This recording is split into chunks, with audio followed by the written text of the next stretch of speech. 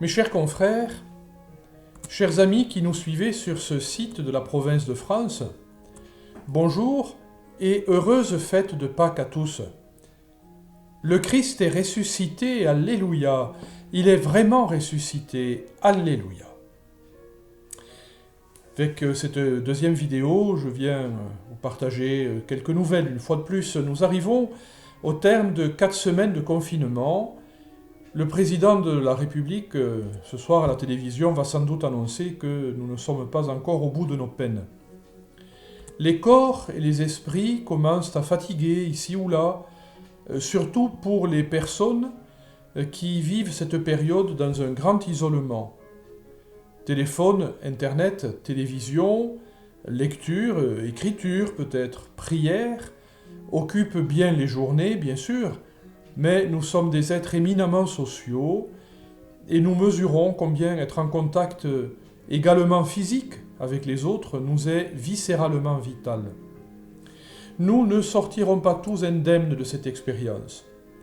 Je pense tout particulièrement à mes confrères les plus vulnérables et à toutes les personnes qui sont dans la même situation. Certains ont commencé à perdre pied, au plan psychique, au plan physique. La situation d'autres, fragiles déjà avant la crise, s'est aggravée précisément à cause de la crise. Je suis immensément reconnaissant, une fois de plus, à l'égard de toutes les personnes qui sont auprès d'eux, non seulement pour les soins de base, mais aussi pour la présence et l'accompagnement affectif, psychologique, spirituel, humain, tout simplement. Du côté des Sulpiciens, aux dernières nouvelles, tout le monde va aussi bien que possible dans les 3 provinces. Les séminaires ont fermé, les séminaristes ont été envoyés soit en paroisse, soit en famille, sauf ceux qui, venant de l'étranger, souvent sont restés au séminaire avec leurs formateurs qui sont toujours présents. Les célébrations de la Semaine Sainte ont été vécues dans un climat nouveau, plus intense peut-être, plus intérieur, plus paisible sans doute, pour ceux qui ont eu la chance de pouvoir les vivre à plusieurs, communautairement, avec la présence d'un ou plusieurs prêtres. C'était notre cas évidemment à la maison provinciale.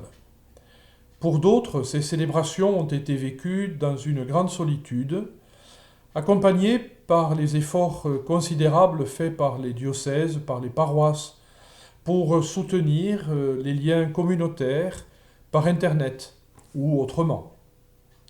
Ici, notre petite communauté garde la forme. Nous continuons de travailler, de lire, de prier, de prendre soin les uns des autres.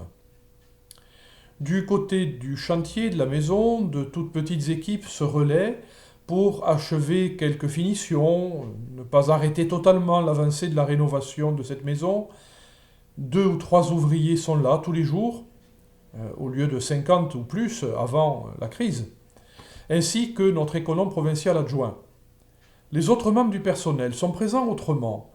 Nous échangeons régulièrement des nouvelles et nous sentons que ce lien fait du bien à tous, membres de notre petite famille sulpicienne élargie, dont ils font partie.